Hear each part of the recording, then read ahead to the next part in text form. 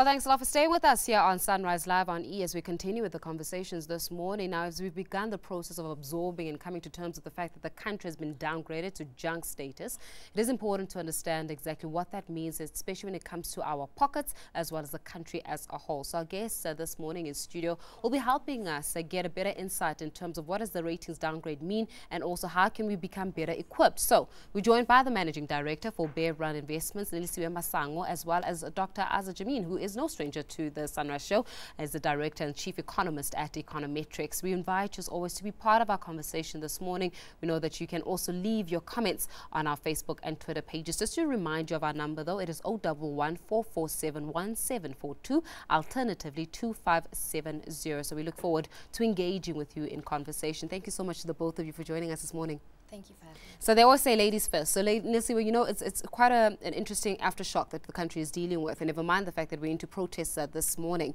When we're looking at the issues around junk status, one would say that unfortunately it's come at a time where ratings agencies themselves have been questioned on their credibility. So exactly how do we get this message home? So at the end of the day, it's very unfortunate with regards to what's happening, but as South Africans and as Bear Investments, we have to allow the average person to understand the implications. Yeah. So irrespective of the agencies being corrupt, at the end of the day, the normal person is going to be affected. Yeah. So we need to equip people with the skills and the tools and the information to allow them to navigate on a day-to-day basis. And of course, I mean, speaking about the navigation thereof and speaking about how we perhaps don't understand the extent to which people's lives will be affected as a result of this grade. Just take us through there, Dr. Azar. Yes, I think much of the focus of the effect of these ratings downgrade in the media has been on the impact on the currency. And to the extent that the rand has depreciated, this will push up inflationary pressures. It puts pay to any hopes of a cut in interest rates. If it carries on, we'll start talking about an increase in interest rates. Yeah. And the focus is on how that impacts on the life of the poor. However, the most important way in which this impacts negatively is that it's created a whole lot of uncertainty about the future path of the economy. How much is the currency going to fall? How much could interest rates rise? Are we going to get another further ratings downgrades?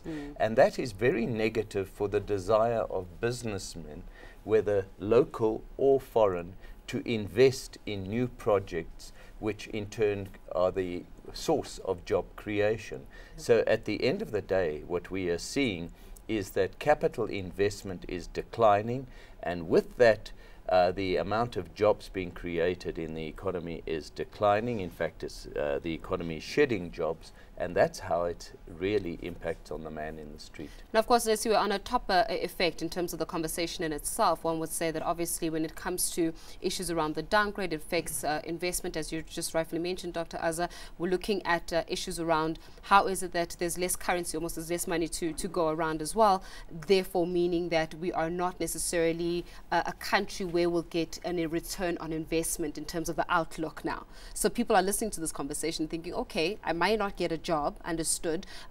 Investors don't really want to invest, understood.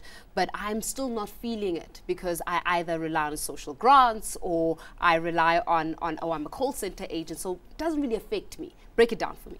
Right. The first thing you spoke about is social grants. So the one thing that has a direct impact on this whole junk status crisis is that government has to cut back on spending. And that would mean some negative implications on education, social grants, health and infrastructure overall, because the government won't have money for the people. Yeah. So the second part is, you mentioned the call center agent, the petrol attendant, the person that just has a simple 9 to 5. The unfortunate part is that at the end of the day, there will be a potential increase in interest rates and taxes as well. We will see food is going to go higher. So as a result of inflation. 100% inflation, rice, maize, the basic things that we need. So food is going to go higher, transport costs are going to go higher, and the overall state of living. So my issue is that salaries are not going to go higher. We need to just understand that. So this is why people, your economic outlook, we need to start, especially as the youth, we need to become more financially equipped. And this is why financial literacy is so important, to start putting into place various saving techniques. We need to cancel our debts. And as young people, let's not get into debt, because already interest rates are already much higher. We need so to look basically it's right now it's saying young employed people, because the statistics around employment rate, particularly as you're speaking about the youth here, between you and me, the statistics around how many people, young people in this country are actually employed are shocking. And unfortunately, that message is not reaching to the public, that actually we've got more unemployed people than we do employed people. Definitely. I mean, already we have that, and most of them are graduates. So as a business owner, there's a lot of pressure on small businesses. I mean, small businesses, at the end of the day, in entrepreneurship, is a place where we can create jobs. So if we're really feeling pressure with regards to the junk status crisis, we can't really create employment. So that puts a lot of pressure on us as small businesses. But for the youth that is unemployed, I mean, at the end of the day, everything trickles down to poverty and higher crime.